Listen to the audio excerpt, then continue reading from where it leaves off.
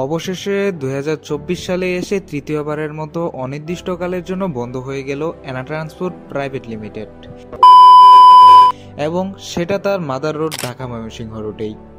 1984 সাল থেকে এনায়েতুল্লাহর হাত ধরেই যাত্রা করে আসছে এই এনা ট্রান্সপোর্ট প্রাইভেট লিমিটেড।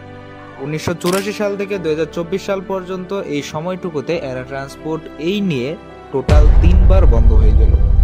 1990 অথবা 94 সালে একবার বন্ধ হয়ে গিয়েছিল এবং পুনরায় তা চালু হয়, এবং 2001 থেকে 2005 সাল পর্যন্ত এনা ট্রান্সপোর্ট প্রাইভেট লিমিটেড আবারও বন্ধ হয়ে গিয়েছিল। অথবা 2024 সালে কোঠা আন্দোলনের পর সরকার পদত্যাগের পর এখন বর্তমানে আবারও অনির্দিষ্টকালের জন্য বন্ধ হয়ে গেল এনা ট্রান্সপোর্ট প্রাইভেট লিমিটেড। এর মাঝখানে 5 থেকে 9 আগস্ট পর্যন্ত, দুঃখিত 8ই আগস্ট পর্যন্ত এনা ট্রান্সপোর্ট প্রাইভেট লিমিটেড বন্ধ থাকলেও 9 আগস্ট থেকে এনা ট্রান্সপোর্ট প্রাইভেট লিমিটেড পুনরায় চলাচল শুরু করেছিল।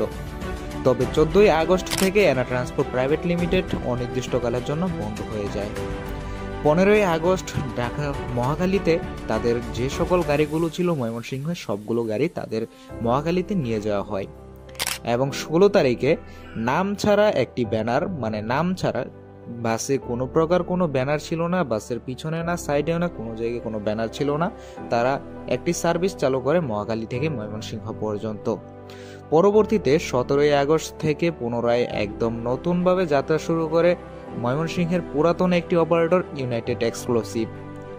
ইউনাইটেড এক্সক্লুসিভ এর আগেও 2003-4 সালে বা এরও আগে থেকে ময়মনসিংহের সার্ভিস প্রদান করে আসতো, তবে মাঝখানে তারা কিন্তু এই রুটটা ছেড়ে তারা ময়মনসিংহ থেকে সিলেট, ময়মনসিংহ চট্টগ্রাম এই রুটটাতে তারা সার্ভিস প্রদান করে আসছিল।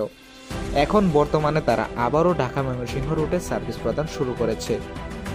উল্লেখ্য যে ঢাকা ময়মনসিংহ রুটের এনা ট্রান্সপোর্টের সাথে ইউনাইটেড এক্সক্লুসিভের কোনো প্রকার কোনো সম্পর্ক নেই, দুইটা একদমই আলাদা একটা কোম্পানি।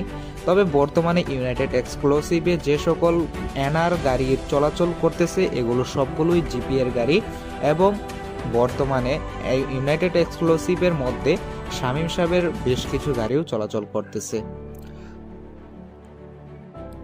এখন প্রশ্ন থাকতে পারে, এনার মতো কি ইউনাইটেড এক্সক্লুসিভও সেম একই রকম সার্ভিস দিতে পারবে কি পারবে না? তবে সেটা বলাটা যতটা সহজ, করাটা কিন্তু ঠিক ততটাই কঠিন। এনা ট্রান্সপোর্ট প্রাইভেট লিমিটেডের বহরে প্রায় 100 এর উপরে গাড়ি ছিল, শুধুমাত্র ঢাকা ময়মনসিংহ রুটে চলাচল করত। তবে বর্তমানে ঢাকা ময়মনসিংহ রুটে ইউনাইটেড এক্সক্লুসিভ চলাচল করতেছে, ঠিক আছে, তাদের গাড়ি বহর কিন্তু খুবই নগণ্য, বলা চলে 30 থেকে 35টা বাস দিয়ে তারা সার্ভিস প্রদান করে আসতেছে, এবং তারা যে শুধুমাত্র 1J গাড়ি দিয়ে সার্ভিস দিবে সেই রকম কিন্তু কোনো প্রতিশ্রুতি তাদের মধ্যে নেই।